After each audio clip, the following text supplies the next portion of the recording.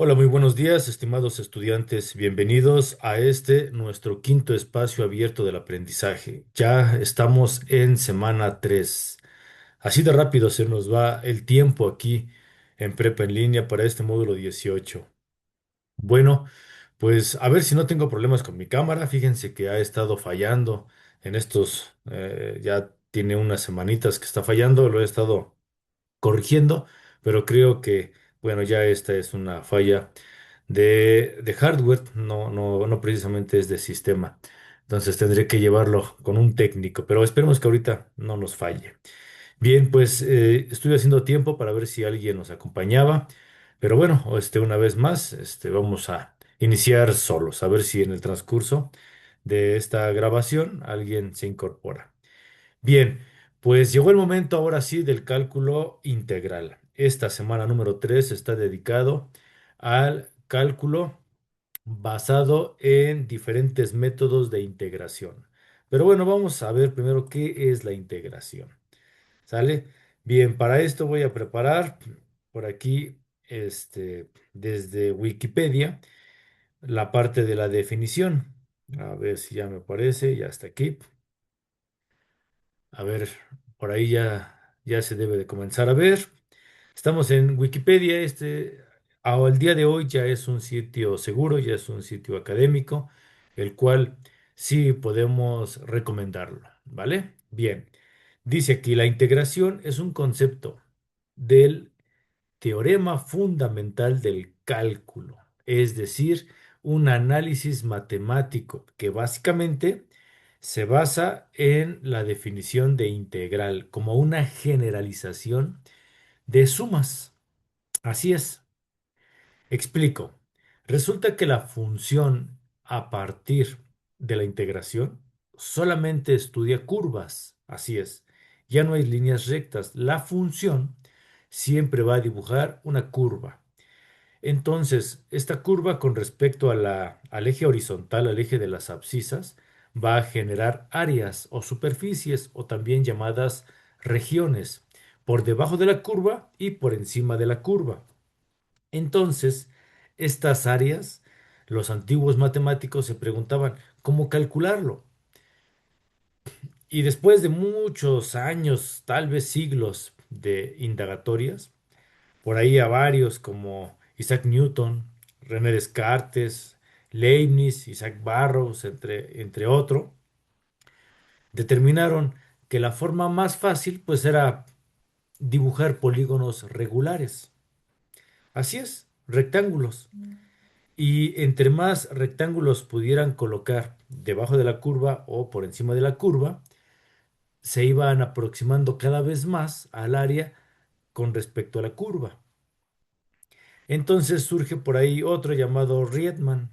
Y Riemann dice, pues entre más pequeñas sean estas figuras, estos polígonos regulares, más preciso va a ser mi área, pero tengo que sumar todos estos rectángulos. A eso se le conoce como el método de las sumas de Riemann, ¿sale? Y por ahí dice Leibniz, bueno, pero vamos a hacerlo con una suma con límites, donde el límite tienda al infinito, para que no tenga un número determinado de sumas, sino que se vaya al infinito. Así que entonces el teorema fundamental del cálculo integral se basa de tres postulados básicos. El primero es una suma de polígonos regulares, que son las sumas de Riemann. El segundo es la limitación de un punto de inicio a un punto determinado, que es un límite. ¿Sale? Es la suma, pero aproximada a un límite, ya sea inferior o superior, o inclusive hasta un límite absoluto de estas sumas de Riemann. Y el tercer postulado es prácticamente el elemento determinante para, ¿cómo le podríamos decir? Para asumir el modelo matemático en el método analítico, es decir, en la identificación del modelo que identifica la función. Si es un término con respecto a su diferencial, será una integral indefinida. Y si tiene un punto de inicio y un punto final, entonces se le dice que es una integral definida o también llamada regla de Barrow, porque estará determinada entre un inicio y un final, entre un rango. Y si llegara a tener más elementos que no sumen, que no resten, pero que sí multipliquen o dividen, entonces se utiliza otro procedimiento. Si uno es la derivada del otro, utilizamos el cambio de variable o método de sustitución. Y si tiene dos o más elementos y que nada tiene que ver la derivada de uno con respecto al otro, entonces lo tendremos que hacer por un método de integración por partes. Y también hay unos que ya están predeterminados, que ya se encuentran en una tabla. Estas se le llaman integrales inmediatas. Estos tres postulados que acabo de mencionar no es otra cosa más que el mundo de la integración. No es difícil. Integral es muy sencillo, es muy fácil. Lo que para algunos se les hace muy complicado es el andamiaje, lo que siempre he mencionado. Es decir, se hace complicado cuando no tienes tus bases sólidas en aritmética y en álgebra, porque aquí todo el tiempo es manejo de propiedades aritméticas y algebraicas. El hecho que tú puedas reescribir una cantidad, que la puedas expresar de maneras diferentes, es fundamental. El hecho que tú sepas cómo es la operación cuando tienes un elemento neutro, cuando tienes un exponente nulo, cuando tienes un racional o cuando tienes una expresión potencial, cuando tienes un logaritmo. Eso es manejo de la aritmética y del álgebra. Y bien, pues prácticamente esta es la parte conceptual. Bien, dejo de compartir, ¿sale? Regreso con ustedes y voy a preparar ahora sí mi presentación. Vámonos para allá.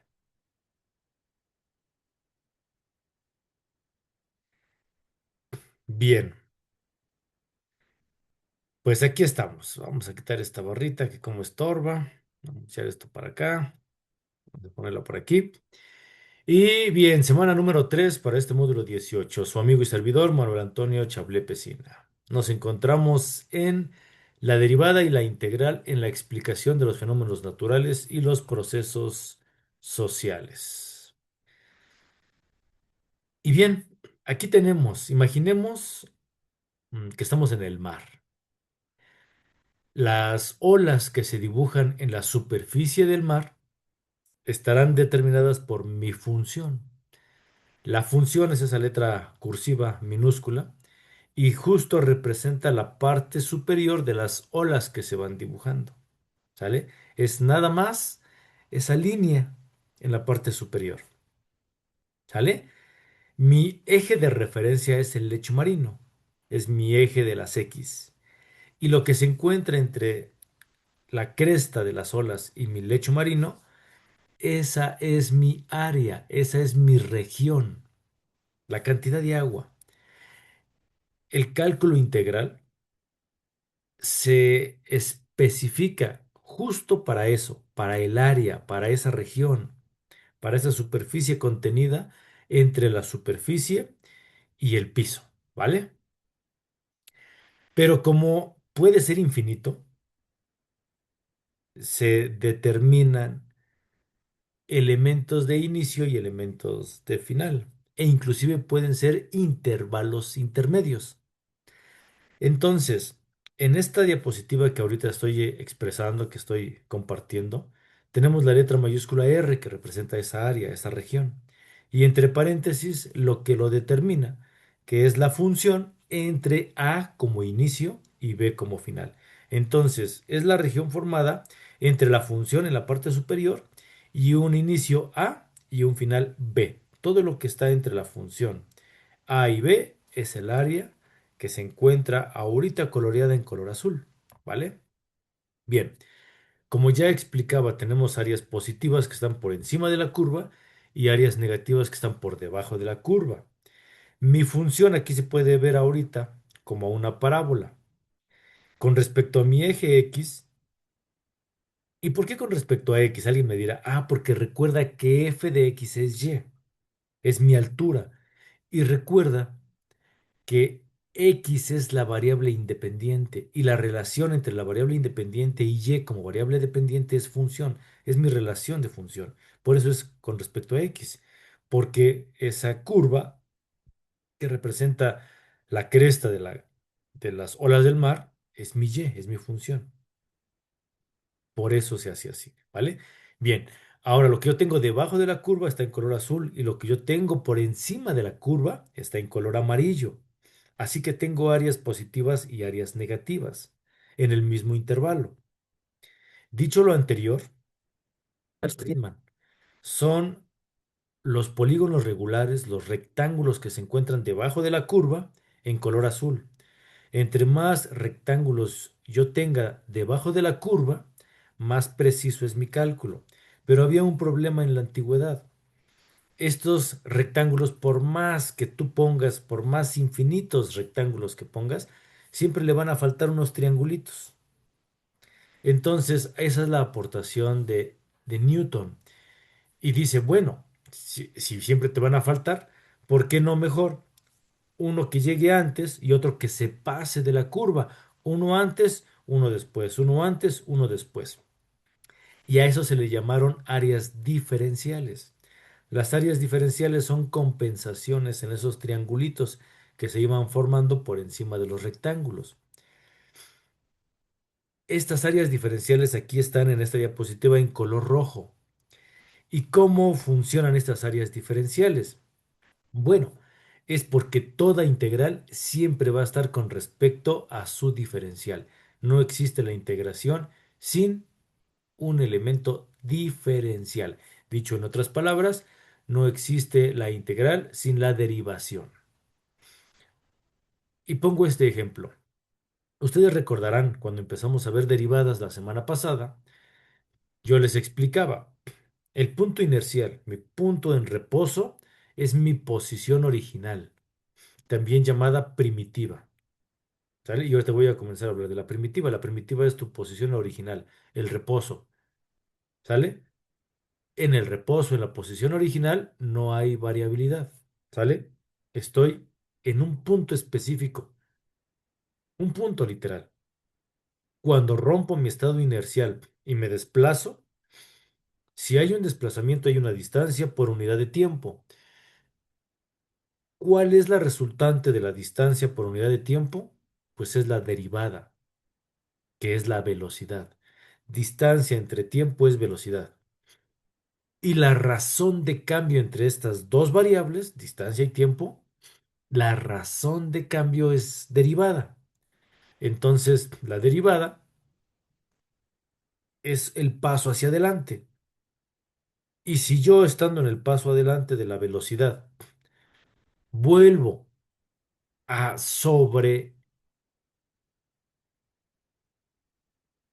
¿cómo se le llama a eso? Una sobrevelocidad, una aceleración. Entonces, yo derivo por segunda vez. La segunda derivada representa la aceleración. ¿Sale? Yo en mis clases explico este fenómeno como una sobrevelocidad. Explico, pongo un ejemplo. Ir en un vehículo. Ya le pusiste primera, ya avanzaste del reposo. Llevas una velocidad constante y de repente quieres ir más rápido, quieres rebasar. No regresas al reposo. Simplemente lo que haces es que metes otra velocidad y aceleras. ¿Sale? Aquí vuelves otra vez a derivar. Es una aceleración. Pero vamos hacia adelante. Bien, eso lo explicaba en derivadas. Ahora la integral es al revés, es el paso atrás. Si tú estás en una aceleración e integras, te regresas a la velocidad. Si tú estás en velocidad y te regresas un paso antes, te regresas a la posición original. Eso es, derivada hacia adelante, integral hacia atrás. Pero si tú estás en el reposo, estás en una expresión primitiva, no hay atrás. Tú no puedes integrar lo que no se haya derivado antes, que quede claro. ¿Sale? Para integrar es requisito indispensable que primero se haya derivado. ¿Por qué? Por las áreas diferenciales. No hay una integral sin el elemento diferencial. ¿Vale? Bien, continuamos. Bien, en esta diapositiva se presenta la función, ya una línea más gruesa que es f de x, mi elemento de posición de inicio A y mi punto final B. Pero resulta que ahorita se hace un análisis desde A hasta X. Es decir, yo puedo seleccionar esta área, esta región, desde un inicio y a un punto determinado X, antes del final. Y entonces, si sabemos que la función f es continua en el intervalo A y B, entonces la función, aquí representada como A mayúscula de X, y aquí explico la notación. La notación es la forma en que se escribe, la forma en que nosotros reconocemos un modelo matemático. Y es la siguiente. La letra minúscula que más se suele utilizar es la F. Si es minúscula es una función y representa un elemento ya derivado. Pero si la letra se encuentra en mayúscula, ya sea una F mayúscula, una A mayúscula, una G mayúscula, entonces está representando la posición original, la primitiva. Hay varias connotaciones. Si a la letra mayúscula le pones una comilla, entonces ya no fue la original, ya fue la primitiva. Perdón, ya fue la derivada de la primitiva.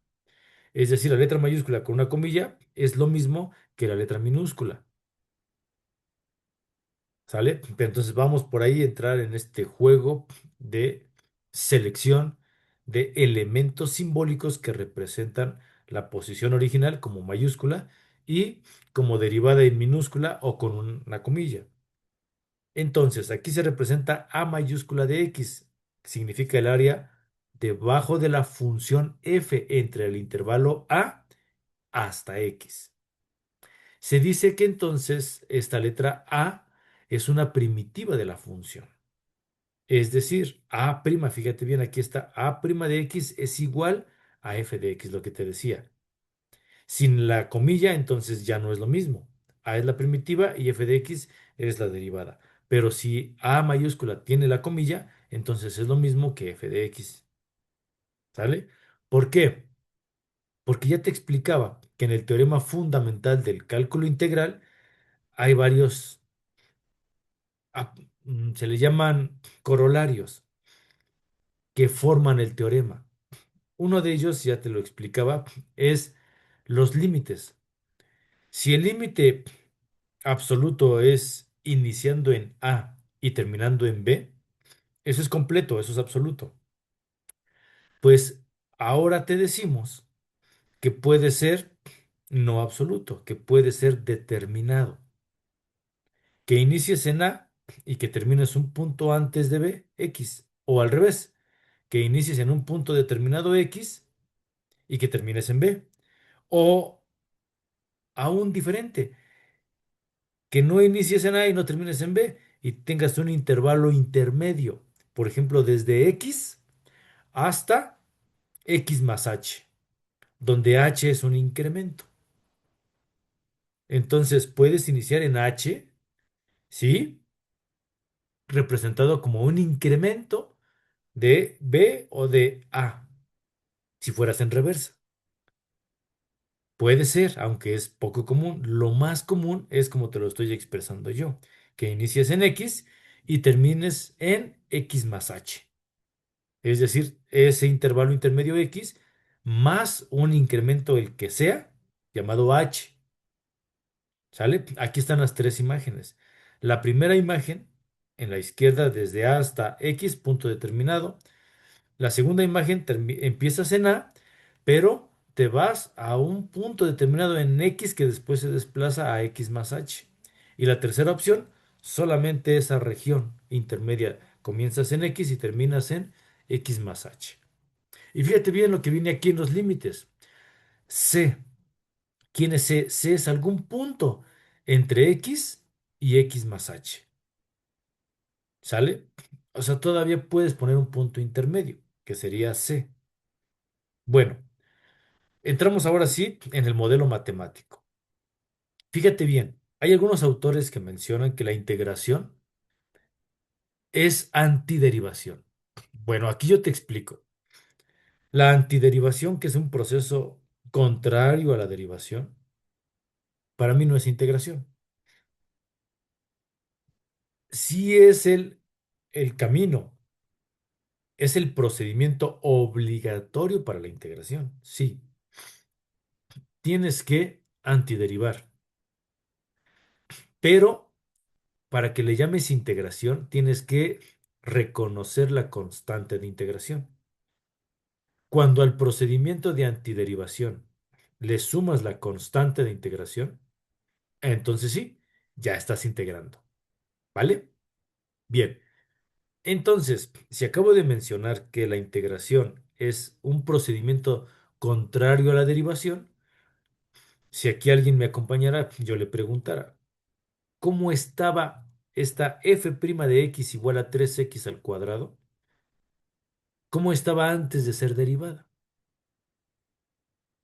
Tienes que razonar el procedimiento anterior. Si en la derivada te dice que el exponente lo bajas a multiplicar el coeficiente y al exponente le restas uno, ¿cómo lo harías al revés? Ah, profe, bueno, pues lo que yo haría me podrían contestar así. Es, pues al exponente, si antes yo le quitaba uno, pues ahora le sumo uno. Y si yo bajaba a multiplicar el coeficiente, pues lo contrario de multiplicar es dividir, ¿no? Entonces, el razonamiento es hacerlo al revés. Al exponente le sumas uno y al valor que te dé ese exponente ya sumado, lo bajas dividiendo. Haciendo esto, entonces te queda que el resultado, la antiderivada de 3x al cuadrado, pues es x cúbica. Lo comprobamos. Derivamos x cúbica. El exponente 3 lo bajo a multiplicar el coeficiente que es uno te da 3 y al exponente 3 le restas uno te da cuadrado. Ahí está 3x al cuadrado. Ahí está. Este es el procedimiento de antiderivación fundamental para la integral. ¿Sale? Al exponente sumarle uno y dividir ese valor entre la función. A este procedimiento lo vamos a catalogar, lo vamos a escribir, a representar con la letra mayúscula. La más común es la F mayúscula y representa una primitiva o antiderivada de la F minúscula, que representa la función en el intervalo I mayúscula, siempre y cuando f' de x sea f minúscula de x, siempre en la relación de función de la variable independiente con respecto a su imagen, que es lo que representa la I mayúscula. ¿Te acuerdas cuando veíamos en nuestro primer espacio abierto del aprendizaje la definición de función y que te explicaba en la teoría de conjuntos cuál era el dominio y cuál era la imagen y que te dije que íbamos en la tercera semana en esta? Íbamos a retomarlo, pues aquí lo estoy haciendo para el modelo matemático. La letra I mayúscula representa la relación de correspondencia entre un elemento del conjunto independiente con respecto al dependiente. ¿Sale? Y es aquí, en el ir y venir de la función primitiva con respecto a la función. Bueno, y hasta aquí espero que haya quedado claro la parte de la antiderivación, que es el camino a la integración. Para completar este camino, para llegar a la meta de la integral, es necesario comprender que hay una familia de primitivas que al realizar el mismo ejercicio de antiderivación te puede dar un infinito de resultados diferentes. Por eso la importancia de reconocer a C. Vamos a ver en qué consiste. Tenemos primitivas de 3x cuadrada. El mismo ejemplo. Ya vimos que la antiderivada de 3x al cuadrado te da x cúbica. Bien, pero fíjate bien, ¿qué pasa si tú derivas X al cubo solita. Ah, pues ya lo hicimos, profe, te da 3x al cuadrado. Pero ¿qué crees? Ahora deriva 3x, perdón, ahora deriva x al cubo menos 5. Si tú derivas x al cubo menos 5, también llegas a 3x al cuadrado. Y si te pido que derives x al cubo más 97, ah, caray, también llegas a 3x al cuadrado. ¿Por qué ese menos 5? Porque ese más 97 es una constante. Y de acuerdo a la tercera propiedad de la derivación, la constante te da cero. Así que llegas al mismo punto. Lo cual, si no ponemos atención, nos podemos equivocar. La antiderivación sin considerar la constante es un error, porque no estoy llegando a mi función original. Si mi función original, mi función primitiva era un x al cubo menos 5 o un x al cubo más 97, entre la antiderivación, yo no estoy llegando a ese menos 5 y a ese más 97. Por eso es que en la integración, después de realizar el procedimiento de antiderivación, es importante que le pongas más c. Si al resultado de la antiderivación le pones más c, ahora sí, ese más c deja cubierto a ese menos 5 o a ese más 97 o a lo que sea, o a lo que sea. Ahora sí llegamos al resultado final. Conclusión. Después del procedimiento de antiderivación, siempre colocar más c. Cuando le pones más c, es la cereza del pastel, es lo último. Ahora sí estás representando un resultado de integración. Acabo de explicar por qué. Bien, ejemplo uno. Y aquí les tocaba a ustedes participar, pero bueno, me encuentro solito, así que lo voy a hacer yo. Para la ecuación diferencial, fíjate bien, g' de x es igual a 2x. Letra mayúscula, pero tiene un apóstrofe. Refiere a que es un elemento en derivación. ¿Qué te piden? La primitiva. Ah, represento la primitiva, fíjate bien, sin la comilla, la G mayúscula solita. Al estar solita, quiere decir que ya la integré. Hago el procedimiento de antiderivación en 2x. ¿Te acuerdas de la segunda propiedad de la derivación? En la segunda propiedad de la derivación, si lo recuerdas, si yo tengo una variable, le agrego, ¿qué? Un coeficiente. Ahora, me voy al revés. Si yo tengo 2x y le aplico la antiderivación, le sumo 1 al exponente y yo tengo 1, más 1 pues te da 2. Y lo divido todo entre 2, pues se va el coeficiente y te queda x al cuadrado. Ahí está el procedimiento de antiderivación, x al cuadrado. Y para que yo pueda determinarlo ya como integral, le agrego más c. Ahí está. Ahora, para la ecuación diferencial, fíjate bien, ahora está como y' es igual a 2. Procedimiento de antiderivación. Si en la tercera propiedad de la derivación me decían que derivar una constante te da cero, pues esto es lo contrario. Si aquí me piden integrar una constante, pues le agrego la variable, me da 2x. Y para expresar la integración a ese resultado, y, ya sin la comilla, y es igual a 2x, le agrego más c. Y al agregar más c, ya acabé, ya terminé. Este es mi resultado ya expresado como integración. ¿Vale? Notación de las primitivas. Ya vimos ahorita varios. La letra mayúscula, la letra minúscula con apóstrofe o con la prima.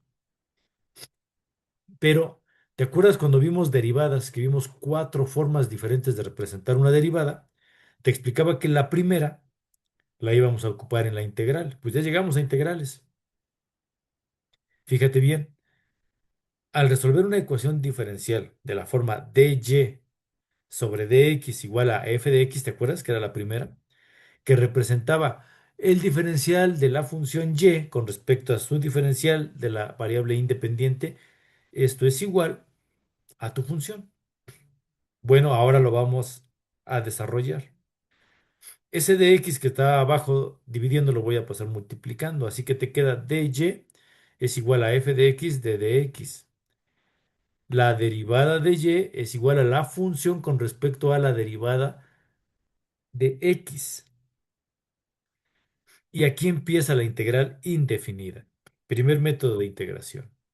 Es el proceso u operación de encontrar todas las soluciones de la expresión en equilibrio llamada ecuación de y es igual a f de x de dx.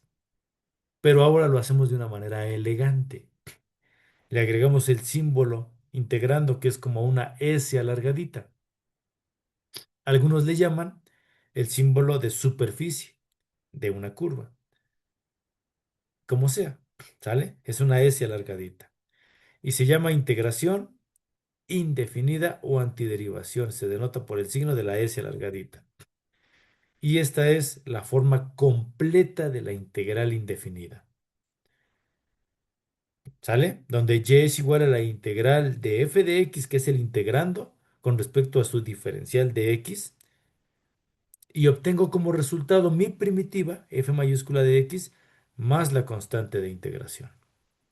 ¿Dónde aplica este primer método de integración?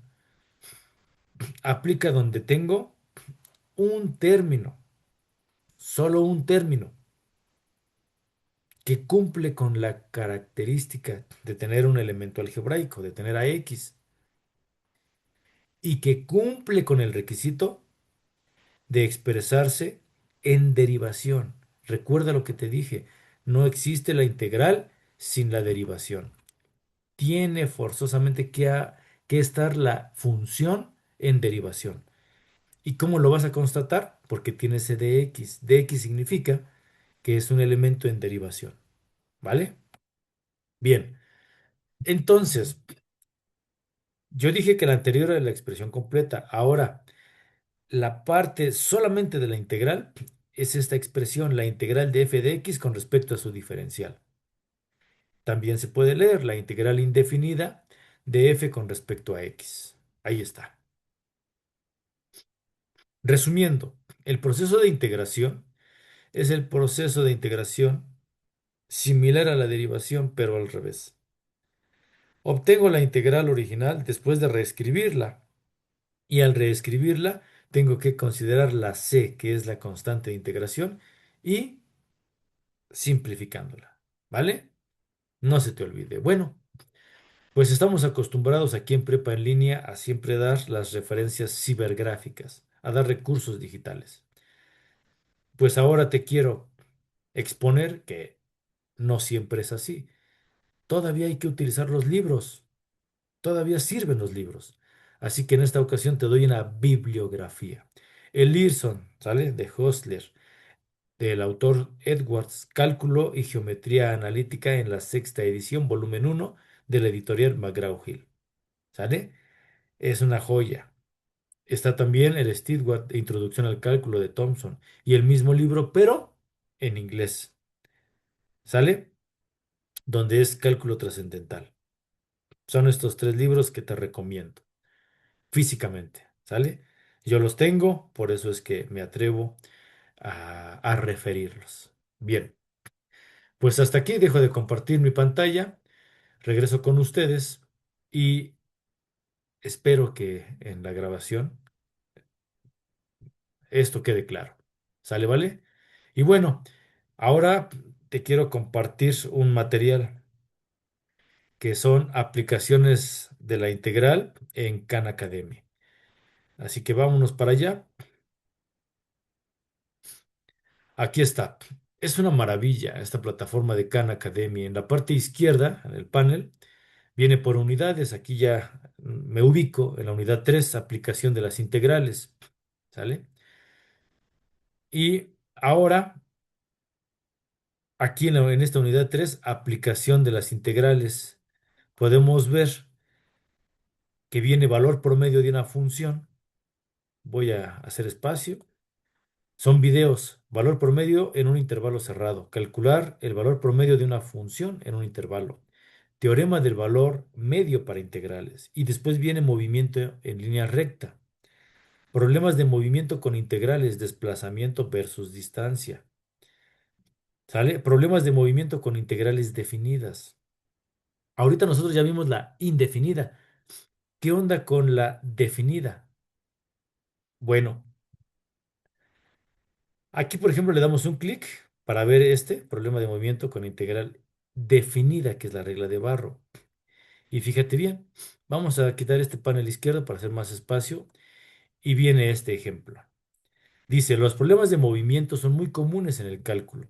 En cálculo diferencial razonamos sobre la velocidad de un objeto, dada su función de posición.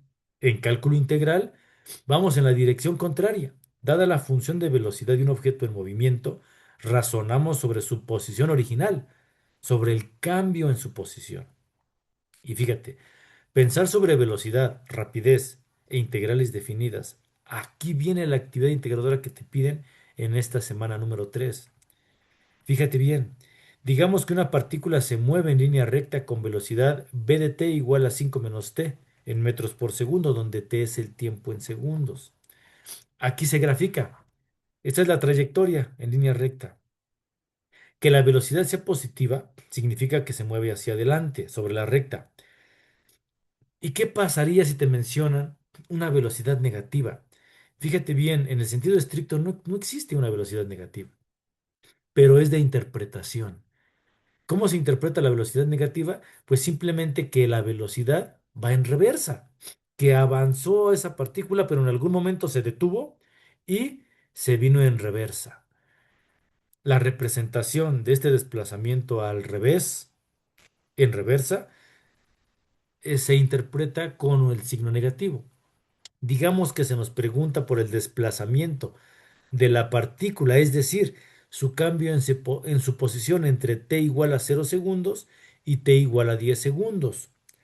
Como la velocidad es la razón de cambio de la posición de la partícula, cualquier cambio en dicha posición se escribe así, fíjate bien, como la integral desde 0 hasta 10. Este es un intervalo. 0 en la parte inferior, 10 en la parte superior. ¿De quién? De la función que es b de t con respecto a su diferencial del tiempo. Esta es la regla de Barrow. Esta es la integral definida. Se llama definida porque tiene un intervalo de inicio 0 y de final 10. ¿Sale? ¿Qué se representa en la gráfica? Estas áreas sombreadas. Un área positiva y un área negativa. Que para el caso específico de esta función, vemos que me da 0. Pues curiosamente, el desplazamiento desde 0 hasta 10 de la función b de t de su diferencial t me da 0. ¿Por qué? Podríamos confundirnos y decir, pues es que no se movió, se quedó en el punto original. No, sí se movió. Lo que sucedió es que se desplazó y después regresó, ocupando la misma posición en este lapso de tiempo de 0 a 10 segundos. Fue y regresó. ¿Sale? Bueno, aquí entra algo curioso. Se hizo el análisis con respecto a velocidad, pero si habláramos con respecto a su rapidez, cambia. Resulta que la diferencia entre velocidad y rapidez es con respecto al valor absoluto. Si bien te dije que la velocidad puede pasar al elemento negativo e interpretarse como que va y regresa, la rapidez no. La rapidez, cuando llega a cero, ya no puede pasar al elemento negativo, sino que se refleja. Continúa positivo, pero en una dirección contraria. Esta es la rapidez. La rapidez es el valor absoluto de la velocidad. La rapidez no puede pasar al elemento negativo, no puede haber interpretación negativa. La rapidez siempre será positiva. Esta es una principal diferencia entre rapidez versus velocidad, ¿vale? Bien, ahora que ya quedó claro y conocemos la rapidez de la partícula como un elemento siempre positivo con respecto a la distancia total, bueno, aquí se pueden ver que tenemos dos áreas positivas, ¿sale? Recuerda entonces velocidad versus rapidez. La velocidad es la razón de cambio en la posición por la que su integral definida nos da el desplazamiento de un objeto en movimiento. En cambio, la rapidez es la razón de cambio de la distancia total por la que su integral definida nos da la distancia recorrida, pero sin importar la posición. ¿Vale? Aquí, en este problema de una partícula que se mueve en línea recta con respecto a esta velocidad, que está dada en metros por segundo, donde t es el tiempo, y me dicen que t es igual a 2, La distancia de la partícula en el punto inicial era de 5. ¿Cuál es la distancia total que recorrió dicha partícula? Es una simple evaluación. Aquí simplemente vamos a sustituirla. ¿Sale? Fíjate, aquí está el ejemplo. Y tú eliges la respuesta y lo puedes comprobar. Después viene un segundo ejercicio, un segundo problema. ¿Sale? Donde tú aquí puedes hacer variaciones, puedes hacer la sustitución, puedes hacer la variabilidad. Y aquí vienen las respuestas. Es una maravilla. ¿Sale? Dejo de compartir, espero te sirva. Y bueno, vamos ahora a terminar con un videíto, ¿sale? Este videíto espero que te sirva, ya que es la diferencia entre la integral indefinida versus la integral definida, ¿vale? Bien, voy a compartir en este momento mi pantalla. Vámonos al videíto. Vamos a hacerlo grande y pongamos atención. Definida. Veremos las principales características y diferencias entre ambas. Y bueno, primero debemos considerar que a la integral también se le conoce como la antiderivada. Y dependiendo de cómo se encuentre planteada, esta nos permite calcular, por ejemplo, el área de regiones o el volumen de sólidos. Entonces, de entrada, una de las diferencias que podemos observar es que la integral definida tiene límites de integración, el límite inferior y el límite superior. Ahora bien, en ambos casos vamos a integrar la misma función f de x, que es igual a x al cuadrado. Miren, para resolver una integral hay varias reglas, varios métodos, y el proceso a utilizar dependerá del tipo de función. Acá tenemos una función algebraica, o del tipo x elevado a una potencia n, a un exponente n. Entonces la integral de esta función es igual a la variable, en este caso x, elevado a n más 1 sobre n más 1 más c. Recordando que n, el exponente, debe ser un número diferente de menos 1. Y posiblemente esta regla de integración es una de las principales y básicas que todos debemos conocer. Bueno, regresemos a nuestro ejemplo. Entonces, para integrar, mantenemos la variable, muy bien, x, al exponente le sumamos 1. 2 más 1 es 3 y este exponente también lo ubicamos como denominador. Siempre en una integral indefinida debemos sumar una constante de integración que se simboliza con la letra C. Y listo, tenemos el resultado de nuestra integral indefinida. Y seguramente en este momento se estarán preguntando, ¿por qué debemos sumar una constante C? ¿Qué representa esta constante de integración? Como ya sabemos, a la integral también se le conoce como la antiderivada. Esto significa que si derivamos la función resultante, regresaremos a la función original. Bueno, en primera instancia vamos a dejar de lado a la constante de integración y derivamos la función x al cubo sobre 3, aplicando la regla de la potencia, que ya la hemos estudiado en videos anteriores. Les dejo el enlace para que puedan repasar. Entonces, el exponente baja a multiplicar al coeficiente. Acá se encuentra el número 1. 3 por 1 es 3. Mantenemos la variable, al exponente le restamos 1. 3 menos 1 es 2. Y todo esto se encuentra sobre 3. Acá podemos simplificar o dividir. 3 sobre 3, 1. La respuesta nos queda x al cuadrado. Y observen que acabamos de obtener la función que inicialmente integramos. Y en este momento es donde ingresa la constante de integración c, que puede ser cualquier número real. ¿Qué les parece si a c le asignamos 5? Así que la función más 5. Y ahora derivamos de esta función. Ya sabemos que la derivada de x al cubo sobre 3 es x al cuadrado. Y el número 5 es una constante. Y la derivada de cualquier constante equivale a 0. Por ello nos queda x al cuadrado más 0. Pero el 0 no hace falta escribirlo. Y miren lo que pasó. También llegamos a la función original. Y así podemos analizar varios ejemplos. Acá c toma el valor de menos 2. Al derivar esta función, llegamos a x al cuadrado. Y por acá le hemos asignado a c el valor de pi, que es un número irracional, pero también real. Y al ser una constante, su derivada es 0, obteniendo nuevamente x al cuadrado. Entonces, hay una familia de funciones donde todas tienen un término en común.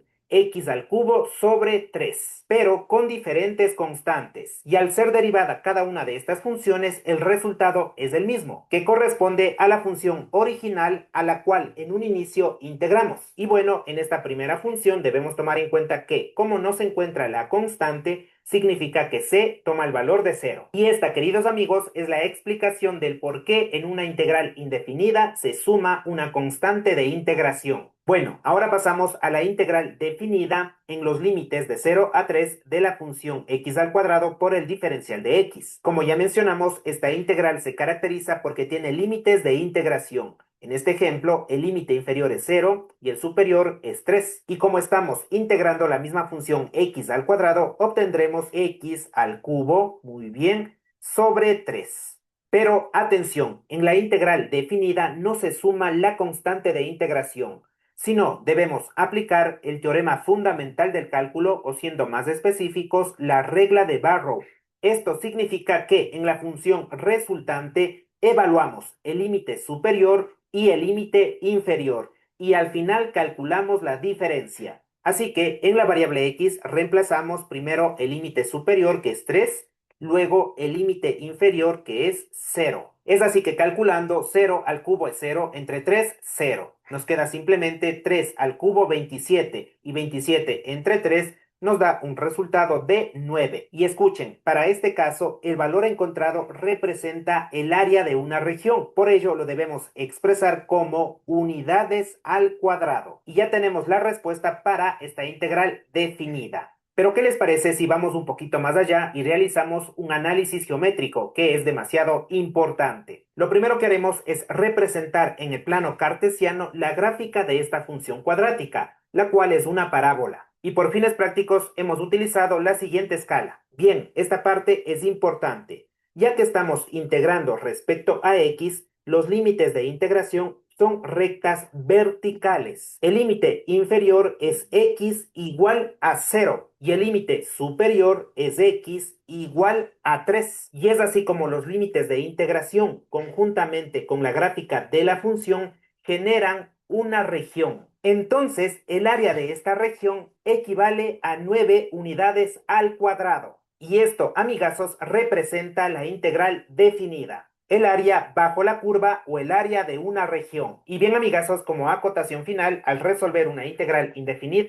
Bien, pues hasta aquí dejo de compartir. Este videito está muy bien explicado, está sencillito y sirva para diferenciar la integral indefinida de la integral definida.